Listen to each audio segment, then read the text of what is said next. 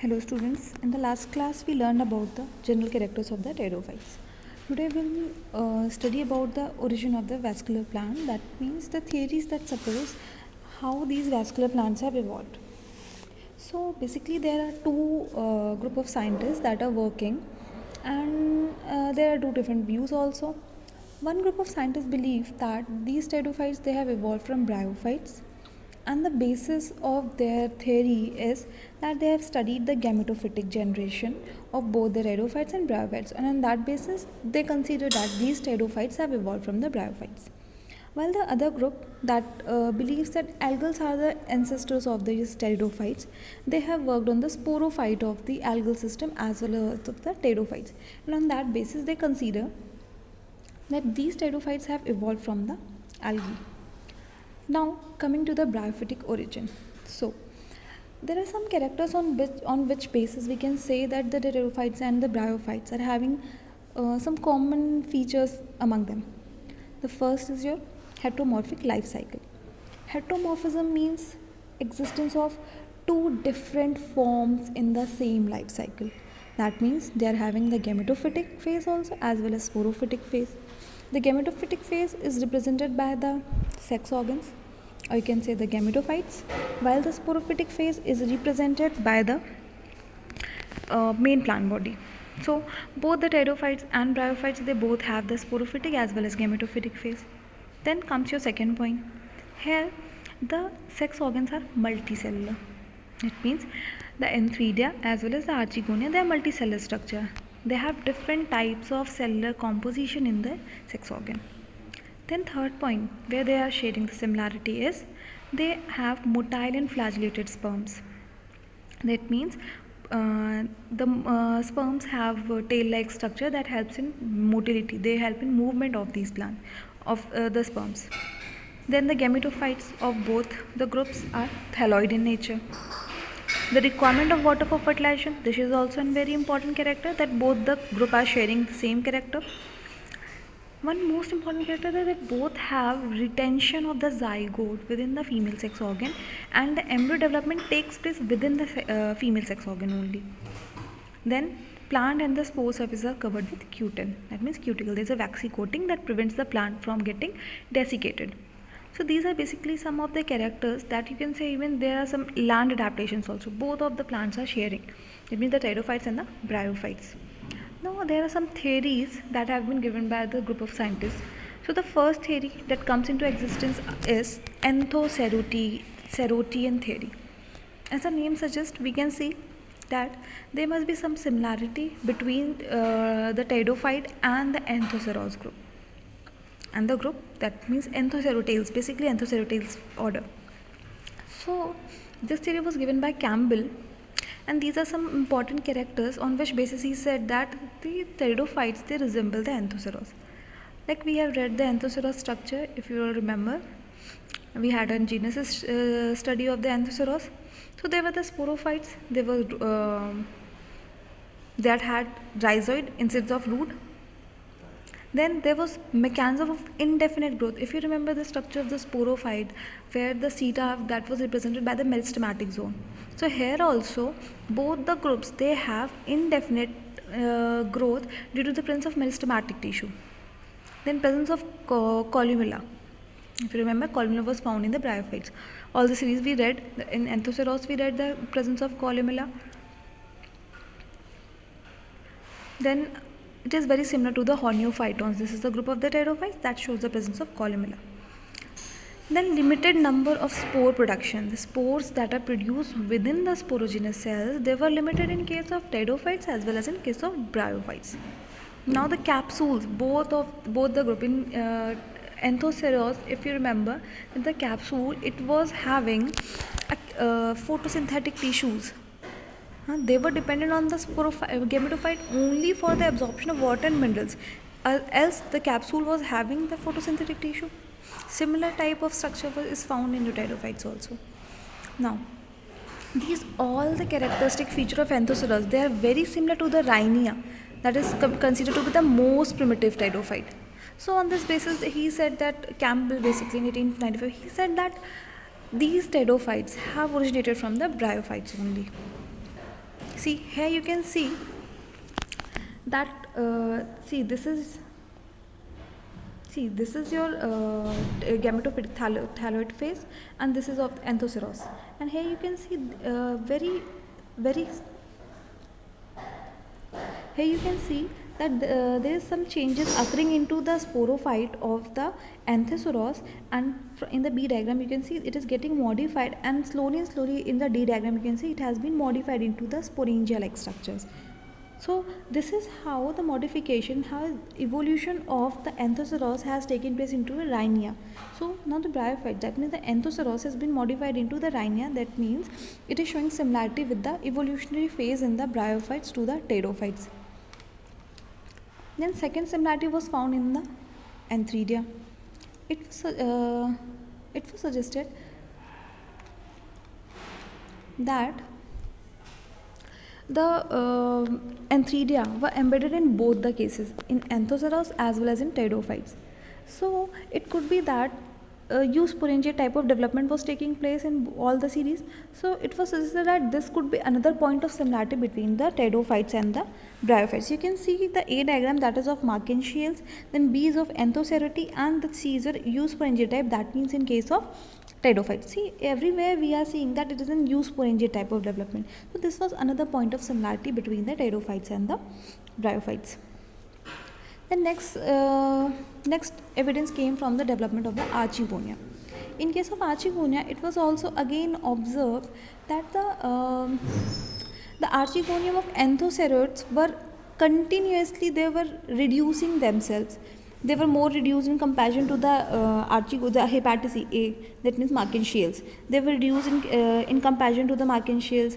Then in Anthoceros you can see they are somewhat deeper inside, and then came your pterophytes. So there is some similarity. Since the archegonial initial in pterophyte directly forms the axial cell, the entire archegonium is comparable to the axial row and cover cell of the Anthoceratonian archegonium. So they have some similarity. Although this theory was not supported too much, this Anthoceratonian theory. The next theory came into existence, that was Strobiler theory. Basically, Strobiler theory, it was given by Bauer in 1894, and then later on he modified some of the extent in 1908. So according to him, he said that the Anthoceros type ancestor, that the pterophytes have evolved from the Anthoceros type of ancestor. It was very similar to the Anthoceratian theory, but here he have basically focused on the sporophytic generation. He didn't consider the other morphological characters, but he basically focused on the sporophytic generation, or you can say on the sporophyte only. So he said that the sporophyte was there, that by progressive sterilization means there were so many sporogenous tissues in case of bryophytes, anthoceros, and there was reduction in the number of sporogenous tissues or the fertile cell into sterile cells. That means the majority of the fertile cells were converted into the sterile cells, and that led to the development of the pterophytes. That means some sterile cells that have developed a gametophyte, that your main sporophytic body, they started developing the sporophytic body, and the fertile cells remains there as such, and they started producing the gametophyte. In this theory, he compared the Lycopodium selago. Here the sporophylls are arranged throughout the body surface without organizing into definite strobilus. So see, you can see in Anthoceros also, if you remember, what happened in Anthoceros, we had that rosette form of body, and there was sporophyte developing onto the Anthoceros body. Similar type of development, there were no formation of cone-like structure. As we know that the cone-like structures are formed in the pterophytes, so no cone-like structures were formed in Lycopodium. So on the basis of the study on the Lycopodium, he compared this structure. Now what are the steps how these Anthoceros have evolved themselves into Lycopodium? So these were some points. First is, there was a formation of sporogenous tissue. There was a central columella, and around that central columella several sporogenous tissues were formed. Now later on, these sporogenous tissues they became superficial, and thereafter there was a segment formed in between these sporogenous tissues, that were some sterile tissues were laid down in between these sporogenous tissues. Similar type of structure has been seen in the members of Anthocetals also. And now these sterile tissues, they became more superficial. That lead to the formation of alternating sterile and fertile tissues. Now these sterile tissues later on they adapted themselves and they have gained chlorophyll, and they became your photosynthetic in nature. They became your photosynthetic in nature. Now these green tissues later on, it is considered that they have then expanded themselves to form the leaf-like structure, and this is how the Anthoceros was modified into Lycopodium-like structure. This was the theory. Now the next theory was phyton theory, and this was put down by Selekowski. According to this theory, the fundamental part of the sporophyte, that means that the leaf was the fundamental part. There was no stem or axis in case of sporophyte. These axes, they were formed due to the fusion of the base of the leaf. That means the leaf bases fused with each other. That led to the formation of the your axis, but there was no such axis like structure in case of sporophytes. But this theory was also not accepted. Next came your protocom theory. Here the basis of comparison between bryophyte and pteridophyte was the formation of protocom. That is a very specific character in case of Lycopodium. This is an undifferentiated mass of cell that is very similar to the gametophyte. So they said that bryophytes used to have the that haloid gametophyte, and in the primitive pteridophyte like Lycopodium, they also have these kind of protocom that are also gametophytic type structures. So they compared the structure. You can see in the picture also that B part, it is showing the protocom of the Lycopodium sternum. So see, this is the type of structure. You can see these root-like structure. They were resembling the rhizoid, and this protocom, it was very similar to the gametophyte of the bryophytes. So that is where this theory was suggested that it might be there that pteridophytes have evolved from bryophytes, but this theory was also not accepted much. There was another group that considered that these pteridophytes have originated from the algae system. The first region was the thalloid gametophyte. As we all know that the algae are also thalloid in nature, as well as the pteridophytes. The primitive pteridophytes were also thalloid in nature.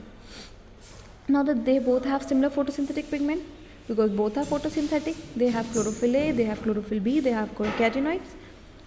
Both the organisms, that means the algal system as well as the pteridophytes, they have their cell wall made up of cellulose. Starch was the reserve food material. These are some points where we can compare both the groups are having the similar characters. Now there are some more theories. The first is the Lignius hypothesis. He said that the pteridophytes have evolved from the chlorophyta, that means green algae. These chlorophyta had some dichotomizing parenchymatous thallus. These parenchymatous thallus, they dichotomized, that means they started developing branches, and that lead to the development of the pteridophytes. Now what happened? And when they were migrating from the land to the from water to the land, the basal part it entered the soil and helped in the anchorage and absorption, while the upper part it retained the photosynthetic function, and the aerial portion they started terminating themselves into a formation of sporangia. Okay. Then came the Church hypothesis. They said that according to him, there was a group called as Thalassiophyta. That means this was a hypothetical group. No one knows about it. They consider that it is extincted group. So there was a group called Thalassiophyta that had the characters of both chlorophyce and phaeophyce. And according to this group, according to Church, he said that these pteridophytes have originated from the Thalassiophyta, which is an extinct seaweeds. So there was transmigration from the Thalassiophyta to the pteridophytes. Then came your fish hypothesis. Now the fish suggested that chetophoriaceous algae, that means your green algae, they are the ancestors of both the bryophytes as well as the pteridophytes. Because why? Because we have read about the green algae, if you all remember, they have heterozygous habitat. That means they have erect as well as prostate system. Similar type of structure was obtained in your early vascular plant Urania. There were a prostate system as well as erect system also. So on this basis, he said that these green algae, they have given rise to the bryophytes as well as pteridophytes. Then came your Andrews hypothesis. Here on the basis of some fossil marine algae like Nematothalus, Protosalvinia, He said that these groups have given rise to different group of pteridophytes like Psilopsida, Lycopsida, Sphenopsida and Pteridopsida. Then came the Mehra's hypothesis. He also gave the polyphyletic origin of pteridophytes. He said that both the bryophytes and pteridophytes have the same ancestor, that is proto-archegoniad. Okay, this theory was just similar to that chaetophoriaceous theory given by Church.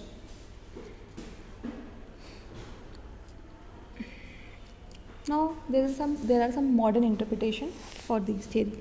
The modern interpretation says that when we can study, if we are going to study the 5s and the 16s rRNA of all the three groups, that is pteridophyte, bryophytes and algae, we are going to find that they found out that the 5 and the 16s rRNA were of algal system and the pteridophytes were somewhat very similar to each other. Why we were using 5s and 16s rRNA? It is basically because these are the rRNA sequence that have evolved very less. That means very less changes have taken place in these sequences. And if we are going to study the sequences, that means basically it is considered that they remain conserved. They do not change at a very high rate. So when they studied the molecular, they did the molecular studies, and they saw the sequencing for the 16s and the 5s RNA. They found out that the similarity between the algal and the pteridophytic group was very close to each other in comparison to the bryophytes.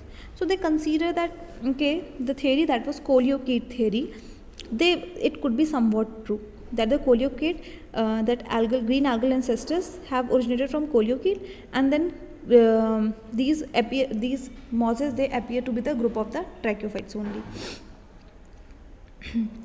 So colloquial was considered as an algal ancestor of the land plants, and that have led to the development of all the land plants.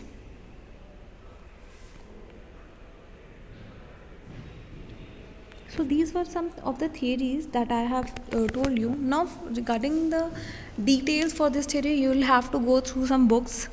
Go through the books, read the books. If you have any question, you can ask me.